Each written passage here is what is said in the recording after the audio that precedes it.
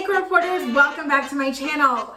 Kourtney Kardashian appeared on this week's episode of the Not Skinny But Not Fat podcast, and I listened to it this morning as I was getting ready. So first of all, I really like this laid back, chill kind of vibe that Kourtney was giving off. It was a really good episode. If you're interested in what's going on in her life, I recommend it for sure. Just a heads up, you have to listen to it at 2x speed because she and the host both speak very painfully slow. So I was like, all right, chop chop, time is money, let's get this cracking. Okay, so let's start off with some of the tidbits that she dropped. She revealed that yes, it is true, she has drifted away from her other Kardashian sisters. And number two, she and Travis still don't live together. And I have to say, I kind of dig it.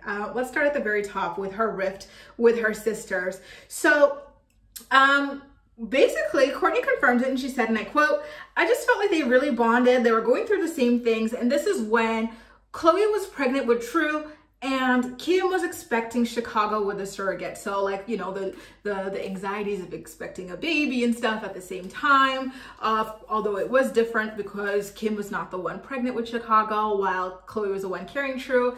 I believe that Khloe went to her for advice because let's face it, Kourtney had her kids many years ago. So like, it's not as recent for her. Whereas Kim was like having kids back to back in a similar time frame to Khloe. So definitely, I could totally see them bonding over that. Kourtney also revealed that this was when she had just started going to therapy. And apparently when you first start with therapy, like they're really opening you up from like childhood days, right? And so that's like 40 years worth of memories for Kourtney Kardashian coming up and trauma and stuff like that. So she just was in a more vulnerable, sensitive, emotional place, and she just didn't have that energy to give to them at that time.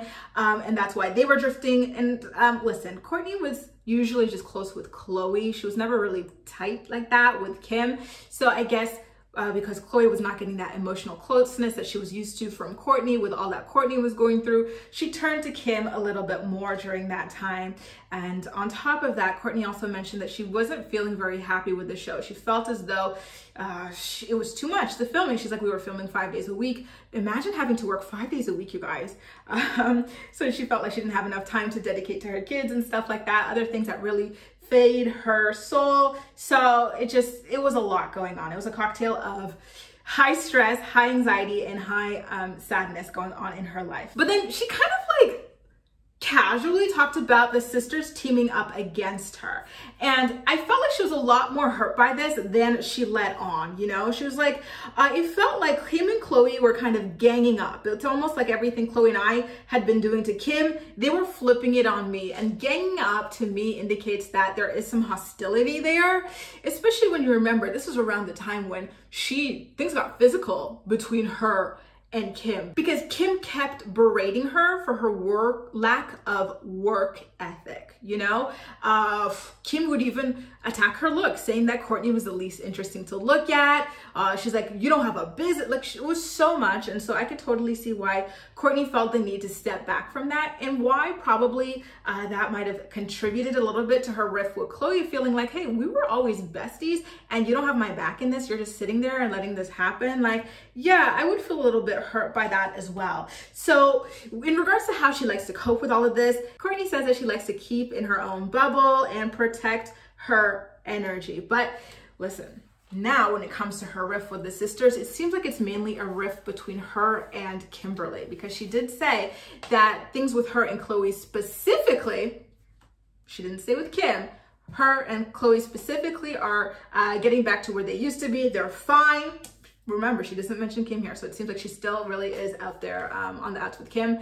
She says that they were FaceTiming while Khloe was in Milan and stuff, and that they saw each other at school for like the school drop-offs and everything. So that is still on the up and up, but I'm curious about her thing with Kim. Listen, some of the stuff that Kim said about Kourtney was really mean. It was really vicious. It was really hurtful. So it doesn't surprise me that Kourtney is not yet ready to forgive and move on in that respect. Now, when it comes to her living situation with her new husband, Travis Barker, Kourtney revealed that they're still not yet living together. They are in the market looking for something, of course. And we did see in that one scene when they were dry humping in front of the realtor that they are looking for something. But in the meantime, everything is okay because they only live about 1 block away, and Travis comes over to her house every single day, and I really like this particular tradition. She says that every Sunday they do a dinner at Travis's house.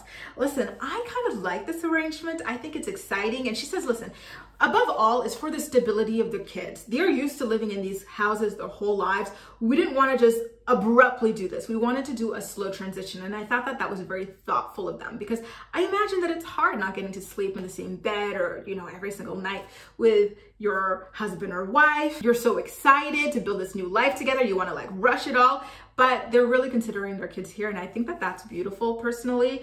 And again, I think that this kind of helps prolong the honeymoon excitement period of their new marriage. So I really heavily dig this for them. But anyway, you guys, what do you think about it? Them still not having a home together. She says that they're hoping to have one by the end of this year or next year. I don't remember, but she did have like a deadline in mind.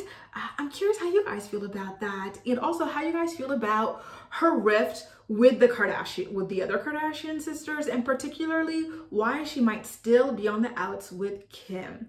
Let me know all of your thoughts and opinions in the comment section down below, and as usual, we'll chat. That's all for now. Thank you so much for watching, and I'll see you next time.